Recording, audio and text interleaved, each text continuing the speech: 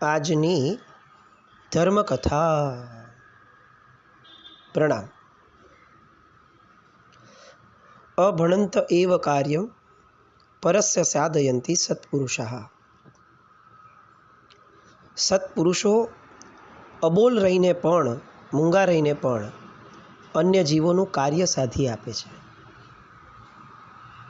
આ એક પંક્તિ એ જાણે અત્યારે ચરિતાર્થ થવા માટે સાહેબે પુરુષાર્થ કર્યો હોય એને એવું લાગે. બજરંગકર વિજયજી મહારાજ સાહેબ સાથે થયેલો વ્યવહાર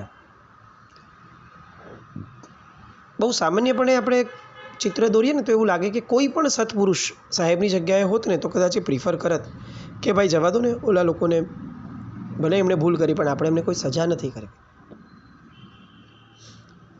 સાહેબ એક સ્ટેપ આગળ હતા, જે મૂળમાં સમજવાની આપણી વાત છે અત્યારે. મુદ્દો એ કે સાહેબ was one step ahead. In fact he use to stay one step ahead every time. સામાનો ભલે વાંક રહ્યો, એમને જવા દો ને, આપણે ક્ષમા આપીએ, એમ નહીં. સામાનો વાંક જ નથી, વાંક મારો જ છે, એટલે ક્ષમા પણ આપવાનો પ્રશ્ન ક્યાં આવે છે? ક્ષમા એને અપાય જે અપરાધી હોય, ને આ જગતની અંદરમાં અપરાધી તો જે ભોગવે છે એ જ છે. બે સરસ મજાના સૂત્રો સાહેબના જીવનમાંથી આપણને જેન્યુઇનલી એમ લાગે કે આ સૂત્રો પ્રમાણે જ સાહેબ જીવ્યા. જે બન્યું તે ન્યાય, ભોગવે એની ભૂલ. આમ કેટલી ક્લેરિટી લાગે આપણને. રાજનગરનો સંઘ જ્યારે બહુ જ ખિન્ન હૃદયે ભાગતા ભાગતા જ્યારે આવ્યા અને બધી પાટાપિંડીને બધું કરાવડાવે છે, અને જ્યારે આ બે વ્યક્તિઓ ઉપર કેસ કરવા માટે વિચારે છે, અને ત્યારે સાહેબ જો એ સ્ટેટમેન્ટ બોલ્યા ગઈકાલે આપણે જોયું કે એ લોકો ઉપર જે કરવાનું વિચારતા હો એ અમારા ઉપર કરો. દોષિત અમે છીએ, નિર્દોષ વ્યક્તિઓ ઉપર કંઈ કરવાનું નથી. જગત નિર્દોષ લાગે એ સાધના છે. બહુ જ ફરક છે. જગત દોષિત ન લાગે અને જગત નિર્દોષ લાગે. આ બે શબ્દો, વાક્યો આમ જોવા જઈએ તો બહુ સિમિલર છે. પણ જગત દોષિત ન લાગે એ વાતની અંદરમાં ક્યાંક આપણી ઉદારતા ઝલકે છે કે ભાઈ આપણે કેમ એમને દોષિત માનવા? જવા દો ને, એ હોય તો ભલે હોય. પણ જગત નિર્દોષ છે, આ બોલવા માટે ગટ્સ જોઈએ કે આપણે લોકોની સામે એવું કહી શકીએ કે ભલે મારી હારે કોઈએ અપકાર કર્યો પણ તેમ છતાંય નિર્દોષ જ છે, એનો દોષ નથી જ. આ જે ગટ્સ છે એ ક્ષમા ધર્મની પરાકાષ્ઠાઓ છે, ક્ષમા ધર્મની સાધનાઓ છે. ક્ષમાના પાઠ ભણાવવા એ વસ્તુ અલગ છે, અને એક પરાક્રમી વીરની જેમ એ ક્ષમાને આચરવી એ આખી વસ્તુ અલગ છે. અને એવું લાગે કે જે ભગુભાઈ દીક્ષા પહેલાં પણ આવા સ્વભાવવાળા હતા, એ ભગુભાઈનો દીક્ષા પછીથી આ જે ઉત્થાનનો ક્રમ રહ્યો છે એમાં મૂળમાં પરમાત્માની દીક્ષા એણે બહુ મોટું કાર્ય કર્યું છે. કારણ કે સાહેબની દીક્ષા માટેની વ્યાખ્યાઓ અલગ હતી. આપણે અહીંયા એકચ્યુઅલી આ શીખવાનું છે. આપણી દૃષ્ટિએ દીક્ષા એટલે બાહ્ય તમામ સંસારનો ત્યાગ. આ સંબંધો ગયા, આ ગાડી ગઈ, મોટર ગઈ, એટલા બધા નાના લેવલની વાતને આપણે બહુ મોટી ગણી લઈએ છીએ. અરે આ સામાન્યથી થઈ જાય. પરમાત્માનું સાધુપણું એ આટલા નબળા નિમિત્તોથી એની સરખામણી ન કરાય. આવું તો બીજા બી બધા છોડીને બેઠા છે. એ સારી વસ્તુ છે, ના નથી, પણ એ બહુ ઊંચું છે. એની સરખામણી પણ ઊંચા તત્વોથી થવી જોઈએ, એની વ્યાખ્યા પણ ઊંચા તત્વોથી થવી જોઈએ. એટલે કે રાગ, દ્વેષ કે વાલ અને વેર, આ વિદિશાઓ જેની બંધ થાય, રાગ દ્વેષની અથવા વાલ અને વેરની આ વિદિશાઓ જેની બંધ થાય તે સાધુ. સાધુ એટલે કોણ? તો કે ધ્રુવનો તારો. એ અડગ હોય અને એમને એક જ ધ્યેય હોય, મોક્ષ. આવી બધી વ્યાખ્યાઓમાં પણ આપણે જવું જોઈશે, તો આપણા બધાના સ્તર પણ ઊંચા આવશે.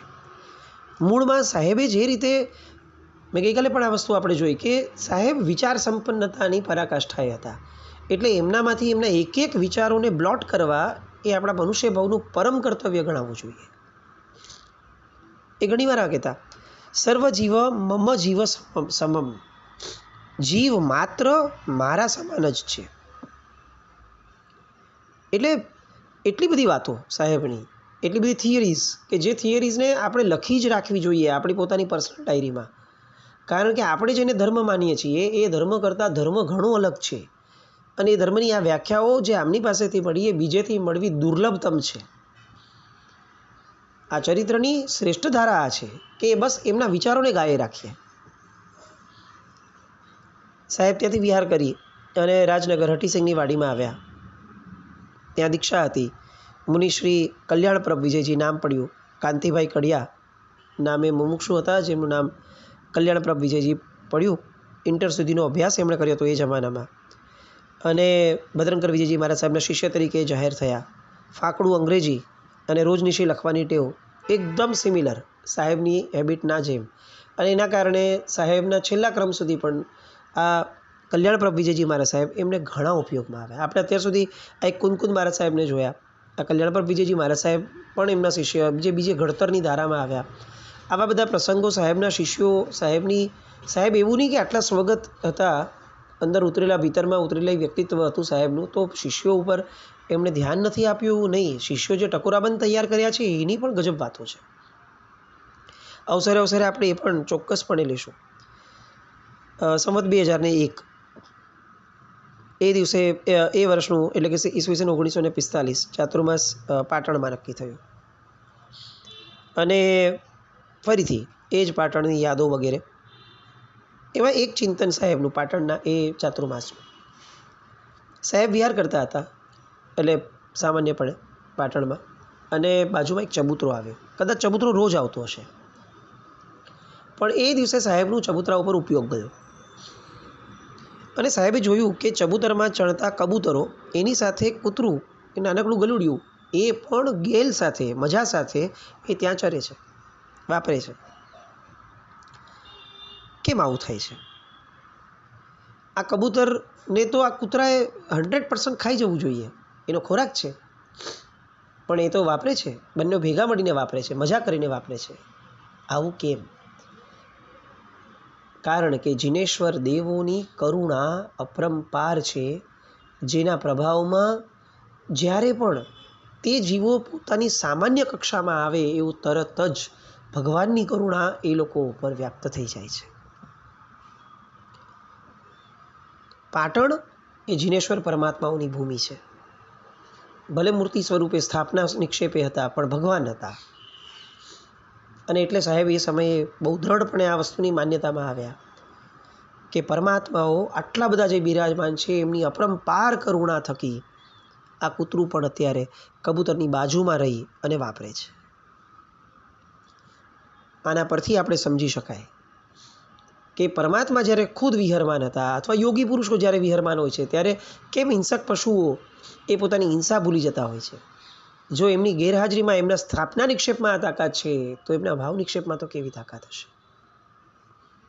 એમના દ્રવ્ય નિક્ષેપમાં કેવી તાકાત હશે? આ ચિંતન કેટલું મનનીય છે આપણા બધા માટે પણ. આખા દિવસ દરમિયાન દેખાતી દરેક ઘટનાને પરમાત્મા સાથે જોડવી, આખા દિવસમાં અનુભવાતા દરેક ભાવોને પરમાત્મા તરફ લઈ જવા, એમના તત્વ તરફ લઈ જવા. આવો ધર્મ આપણે ક્યાં શીખ્યા છે?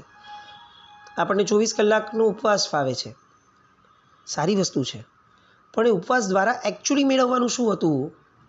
આવું ભાવ જગત. એ દિશા તરફ આપણે ડગલું માંડવું નથી. જ્યાં સતત આત્મા સ્મરણમાં હોય, ફોકસમાં હોય, તે ઉપવાસ. ઉપ એટલે નજીક, વાસ એટલે રહેવું. આત્માની નજીક જઈને 24 કલાક રહેવું તે ઉપવાસ. પણ આપણી દ્રષ્ટિએ 24 કલાક ભૂખ્યા રહેવું અને ફક્ત ઉકાળેલું પાણી સૂર્યાસ્ત સુધી વાપરવું તે ઉપવાસ. વ્યાખ્યા સાચી છે પણ અધૂરી છે. દરેક વસ્તુ એ એની સૂક્ષ્મતમ વ્યાખ્યા સુધી જાય એવો સાહેબનો હંમેશ માટે આગ્રહ રહેતો. અને એ ઘણીવાર આ વસ્તુ કહેતા કે શૂન્યાવસ્થા એટલે કે મોક્ષ પ્રાપ્ત ન થાય ત્યાં સુધી શૂન્ય તીર્થમાં રહેવું જોઈએ. એ શૂન્ય તીર્થ એટલે શું? તો કે માનસિક મૌન. બહુ સુપર પંચલાઈન છે. શૂન્યાવસ્થા પ્રાપ્ત ન થાય ત્યાં સુધી શૂન્ય તીર્થમાં રહેવું જોઈએ. આવી વાતો પાટણની અંદરમાં સાહેબને આ શૂન્યાવસ્થાની પ્રાપ્તિની લય લાગી. અને એટલે ચોમાસા પછી એક વિશિષ્ટ આરાધના કરવા માટે એક શુભ દિવસે તેઓ બોરસણ ગામે ગયા. કાષ્ટમૌન સાથે એકાંતમાં સાધ્યને સિદ્ધ કરવાની સાધના આગળ વધી. કાષ્ટમૌન એટલે ઇન્ટેન્સ મૌન. શબ્દોનો વ્યવહાર એવું નહીં, વિચારોનો પણ વ્યવહાર નહીં, બીજા સાથે એવું નહીં, જાત સાથે પણ નહીં, મનને સંપૂર્ણપણે ઉગાડી દેવું, એ દિશા તરફ આગળ વધવું, એ કાષ્ટમૌન. મહાત્માઓ પાટણથી ગોચરી લઈને જાય, કારણ કે નિર્દોષ ગોચરી હોય, અને એ વાપરે અને પછી ફરી પાછા પોતાની વિશુદ્ધ આરાધનામાં લાગી જાય. દિવસના 18 કલાક, 19 કલાક જેટલો સમય પૂર્ણ માનસિક મૌન સાથે એમણે એ સાધનાઓ કરી. એ પછીથી સંવત 2002 એટલે કે 1946નું ચાતુર્માસ એ ફરીથી પાટણમાં જ નક્કી થયું. કારણ કે એ સમય એવો હતો કે જ્યારે મહાત્માઓ પણ આ વસ્તુનો આગ્રહ રાખતા હતા આખી શ્રમણ સંસ્થામાં, કે આ હિન્દુસ્તાનની આઝાદીનો એ સમયનો ગાળો, એટલે હિન્દુ મુસ્લિમ વગેરેના ચિકાર એ સમયે હુલ્લડો, કોમી હુલ્લડો થતા. એટલે જે મહાત્મા જ્યાં છે ત્યાં એ સેફ હોય તો ત્યાં જ 2-3 ચાતુર્માસ કરવા, આવો એક એ સમયે આગ્રહ લોકોમાં રહેતો, જે બહુ ઉપકારી પણ બન્યો. એ ચાતુર્માસ પણ નગીનદાસ મંડપની અંદરમાં જે નક્કી થયું, એમાં પણ સાહેબ પોતાના ચિંતન મનનની ધારામાં ગજબ રીતે આગળ વધતા ગયા. એ પછી 2 વર્ષના ચાતુર્માસ પછીથી પાટણથી વિહાર થયો અને શત્રુંજય ગિરિરાજ તરફ ગયા. આ બાજુ દેશ સ્વતંત્ર થવાના આરે હતો, અને આ બાજુ સાહેબનો શત્રુંજય તરફનો વિહાર થયો. એ વિહાર દરમિયાન સાહેબ વાંચના લેતા થયા. એમાં એમણે એક પદાર્થ બહુ જબરદસ્ત કહ્યો હતો: પ્રભુને ભજવું, ચૈતન્યને ભજવું અને જીવ નિકાયને ભજવું, આ 3 એક જ છે. ફરીથી, પ્રભુને ભજવું, ચૈતન્ય એટલે કે પોતાના આત્માને ભજવું, અને જીવ નિકાય એટલે કે સમગ્ર જીવ રાશિને ભજવું, આ 3 એક છે. જીવ રાશિ અને પરમાત્મા એ ક્યારેય જુદા ન હોઈ શકે. બીજામાં સ્વયં પ્રકાશ, ચિદ્રૂપ, આનંદઘન અને ચૈતન્યનું દર્શન એ જ તાત્વિક કરુણા છે. બહારના શરીર આદિ આવરણોને ભેદી અને એના દર્શન થવા જોઈએ. જ્યાં સદભાવ છે ત્યાં સિદ્ધ ચૈતન્ય એમાં અર્પિત કરવું જોઈએ. સિદ્ધ ભગવંતો એ સ્વચૈતન્યનું દાન કરવા માટે તત્પર છે, એટલે જ એ ચૈતન્યને પામવા માટે મારે સુપાત્ર બનવું જોઈએ. જેમાં દેશ મુક્ત બને છે એ મારે પણ મુક્ત થવું જોઈએ. અને પહોંચ્યા પાલીતાણા, અને ત્યાં સરસ મજાની સ્તુતિ ભાષ્ય પદ્ધતિથી સાહેબની જે આગવી છટા હતી: હે સિદ્ધાચલવાસી આદિદેવ, કૃપા કરો એવી કે જીવ માત્ર દુઃખની વૃદ્ધિ અને સુખની હાનિની પ્રવૃત્તિઓથી સ્વતંત્ર થાય. આપણું જીવન એવું બને કે જેમાં દુઃખની વૃદ્ધિ થાય એવો એક પણ પ્રસંગ આપણે ન કરીએ, એવી એક પણ ચેષ્ટા આપણે ન કરીએ. સુખની હાનિ થાય એવી કોઈ વિચારણા પણ આપણે ન કરીએ. બસ આવું થાઓ અને દાનશીલ તપ વડે સંજ્ઞાઓનું જોર ઘટાડી અને પ્રાણી માત્ર મોક્ષ પામો. આ અભ્યર્થના, આ ભાવના આપણે રોજ રાત્રે આ કરવા જેવી. એક સ્ટેપ મેં કીધું પહેલાં બી, સાહેબ એ હંમેશા એક સ્ટેપ આગળ રહેતા. આપણી ધારા બહુ તો અહીંયા સુધી અટકે કે ભાઈ સર્વથા સૌ સુખી થાઓ. સાહેબ એનાથી જે એક સ્ટેપ આગળ વધ્યા, કે એ ભાવના તો કદાચ લૌકિક જગતમાં પણ લોકોને આવે છે કે બધા સુખી થાઓ, ભાઈ બધાનું ભલું થાઓ. પણ ભલું થવાનો માર્ગ શું છે? તો કે ભલું થવાનો માર્ગ એ છે કે લોકોના સ્વયં રાગ દ્વેષ ઘટે, લોકો એવી કોઈ પ્રવૃત્તિ ન કરે વર્તમાનમાં કે જેના કારણે ભવિષ્યની અંદરમાં એમનું દુઃખ વધે અથવા સુખ ઘટે. તો આવી તાત્વિક માંગણી કરવી એ લોકોત્તર ધર્મના વરેલા એક વ્યક્તિઓને એ જે સાહેબે 1 સ્ટેપ અહેડ જઈ અને જે પ્રેરણા આપી એ આ. સાહેબે ત્યારે બહુ સરસ એક વાત પોતાના મનની વાચનામાં કરી હતી. આપણે બધાએ પણ બહુ મજા આવે એવી વાત: a man has to live with his own self and he should see that he always has a good company. દરેક માણસે પોતાની જાત સાથે જીવવું જોઈએ, અને દરેક માણસે એવું જોવું જોઈએ કે એ હંમેશા સારી સોબતમાં રહે. એનો અર્થ શું? કે આપણે સારા બનવું જોઈએ. કારણ કે આપણે આપણી સાથે રહેવાનું છે, અને આપણે સારી વ્યક્તિ સાથે રહેવાનું છે, તો આપણે સારું બનવું પડશે. એટલે જાતને પણ બેનિફિટ થાય એટલા માટે પણ સારા તો બનવું જ જોઈએ. હું સારો બનું છું કારણ કે લોકોને સારું દેખાય એ વાત નહીં. હું સારો બનું છું કારણ કે મારે પરોપકાર કરવો છે એ વાત પણ નહીં.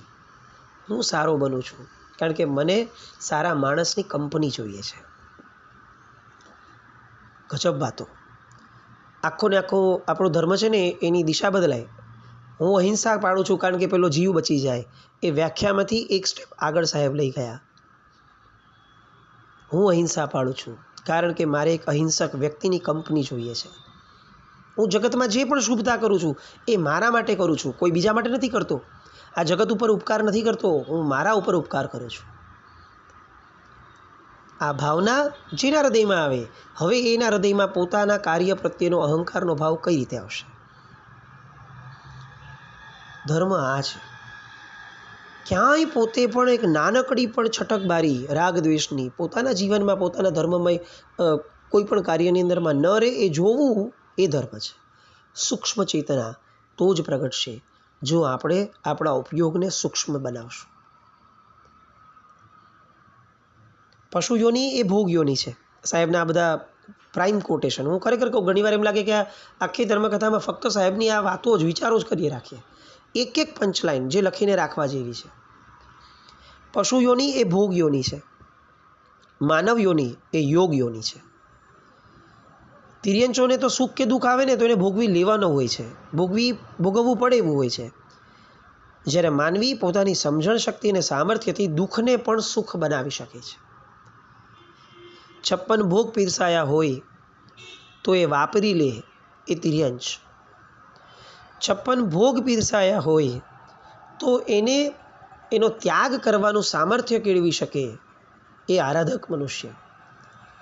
અને 56 ભોગ પીરસાયા હોય છતાં પણ જેના રૂવાડામાં પણ ભોગની ભાવના ન જાગે, ભોગની ઈચ્છા ન જાગે, તે સાધક.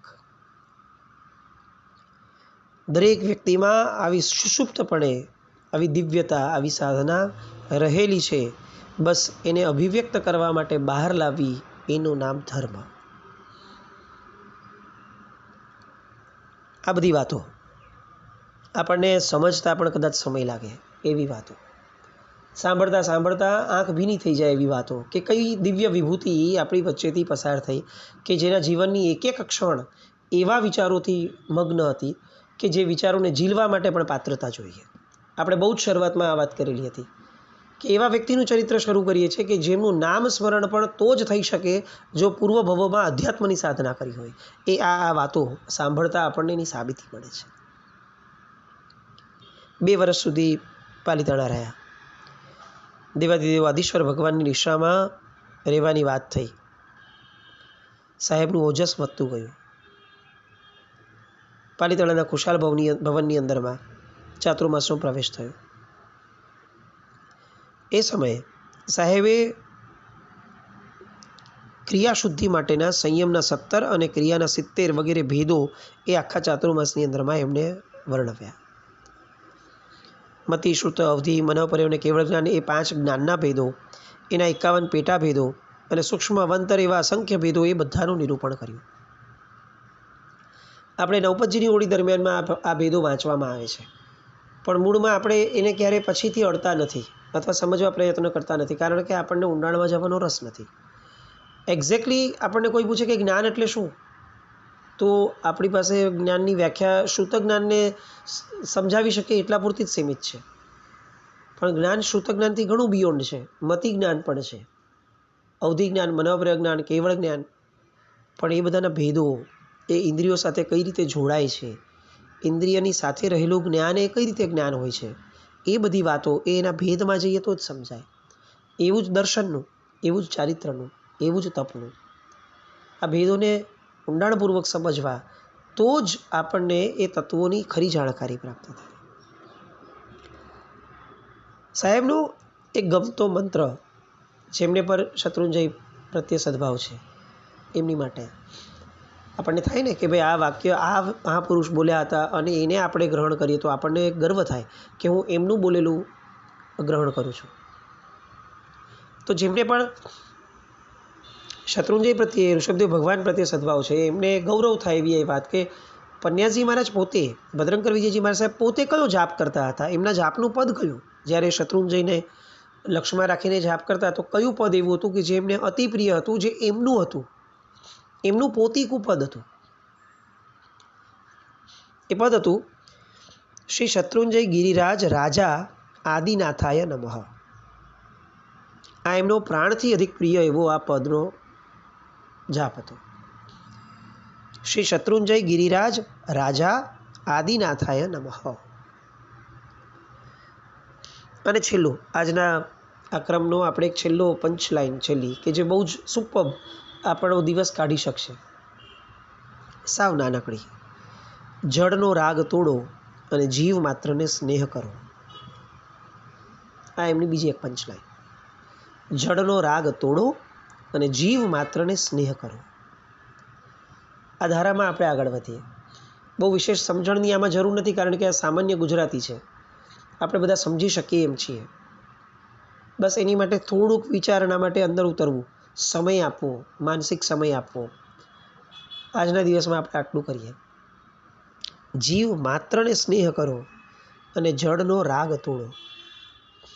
બસ આ વાક્યના ઊંડાણને આપણે સ્પર્શી શકીએ એ બધી વાતો બાકીની એમની આવતીકાલ પર કરીએ. જીના આજ્ઞા વિરુદ્ધ કંઈ પણ બોલાયું હોય તો મિચ્છામિ દુક્કડમ. જૈનમ જયતિ શાસન.